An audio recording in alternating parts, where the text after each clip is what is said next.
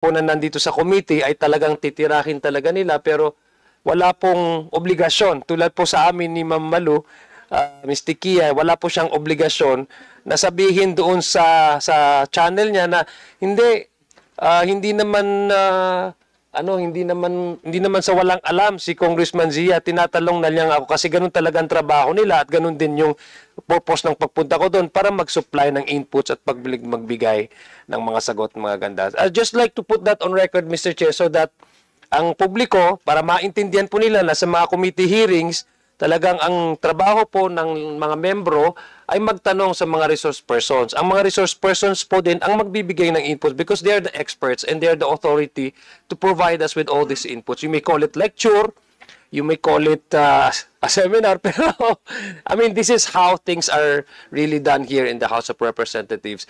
Just want to premise that on the way, Commodore Tariela, because he has no moral legal obligation to go out and defend any of the members here in this committee. Similar with Ms. Malu Tikia. Marami pong salamat, Mr. Chair. Thank you, Honorable Jong. So, again, this committee would like to say that, like what Congressman Barbers earlier has said, and Congressman Adjong, itong committee natin ay humihingi ng tulong each and every one of you para makagawa po tayo ng batas o gaya ng sinabi ni Congressman Paduano earlier this morning na ma-amend ang mga batas para tumama na sa ating panahon ngayon. Marami nang nagbago, mga ano na ngayon. Dati wala. Itong mga cellphone, itong mga iba-ibang ano na natin ngayon. So, with that, we need your expertise, your different contributions to our country para makagawa ng tamang batas. Hindi ho itong TRICOM ginawa para mang-suppress ng freedom of speech ng mga tao. Tayo ho lahat dito, hindi po kami lang, Kasi hindi naman pwedeng, kailangan manggaling din sa inyo, That we can all agree. So now, with that, we have invited those who attended, just like before, last meeting. We have Miss Maria Lourdes Tikia. Would you like to be the first ma'am to, would you like to say anything? No? Thank you, Mr. Chair. I think I've said enough during our first hearing. I'd be more than willing to sit in a technical working group to craft possible code of ethics. Ang magiging problema lamang po niyan is yung policing the rank may be a very hard thing to come by simply because the World Wide Web is so big. There was an exchange a while ago about MTRCB and KBP. First point is the Internet of Things is different from your TV, radio, and print. That's why it cannot be a rating body like MTRCB or a self-policing body like KBP. It cannot be part of broadcast because of the nature of Internet of Things. What can be done is probably a resolution embodying code of conduct for content creators. The technology you cannot regulate because it is something out there. And the fact that the offices are in another country, the servers are in another country, but the point raised by Attorney Gonzales on the Internet Transaction Act and the VAT on digital platforms are worth considering and reviewing in crafting a code of conduct. Thank you, Mr. Chair. Thank you, ma'am. Next, we go to Mr. Del Rosario. Good morning po, Chair. Siguro po ang share ko lang po is, kasi ang nakikita kong problem po, kanina na-mention ko kay Congressman Barbers, yung communication kasi, ang fake news kasi nagmumula yan kapag walang enough or convenient communication. For example, ako, I only rely on the news that I'm getting from mainstream media, from mga bloggers. So kung yung nakikita ko online on my timeline, nakikita ko na mapanood sa TV and radio.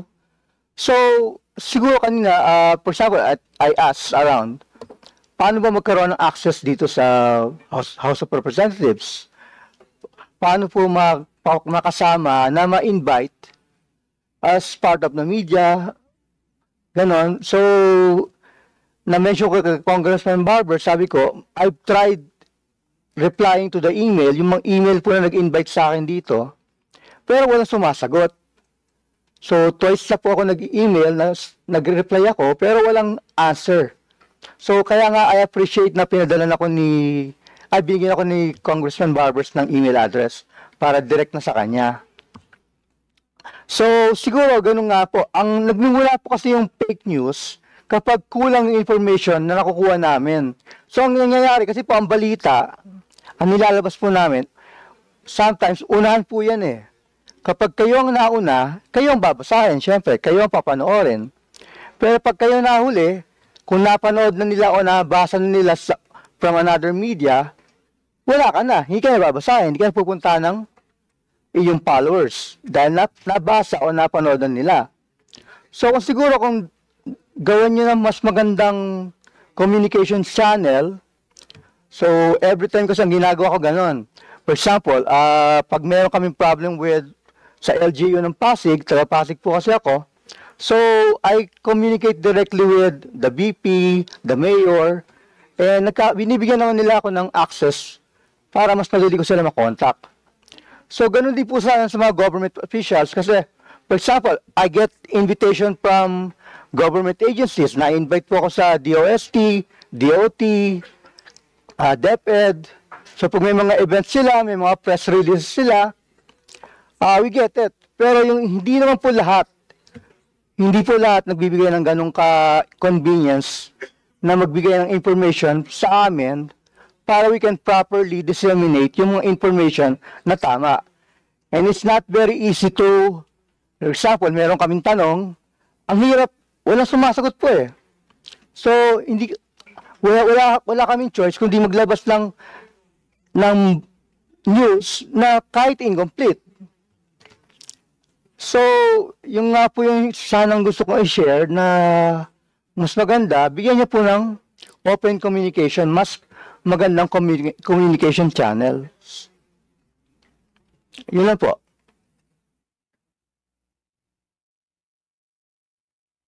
Thank you. The next is Attorney Claire Castro. Yes, thank you, Your Honors. You have the floor, ma'am. Thank you very much, Your Honors. Good afternoon. Good afternoon to the Honorable Chairman, to the Honorable Committee Chairman of Public Order and Safety, and to the Committee on Information and Communication Technology and Committee Chair on Public Information. I love to vlog because I want to impart knowledge, I want to impart the truth, and I love to talk, and I love to communicate. But my main source of income is being a trial lawyer. But anyway, vlogging and podcasting is one of the tools to inform, misinform, or disinform. And this is the very main issue why we are here today to discuss its usefulness and destructiveness. Like in the Smirnoff drops of advice, dance freely, drink responsibly. So let's just enjoy the social media platforms freely, but use them responsibly. Otherwise, they may cause tremendous damage. And when it becomes destructive because it was used and abused by so-called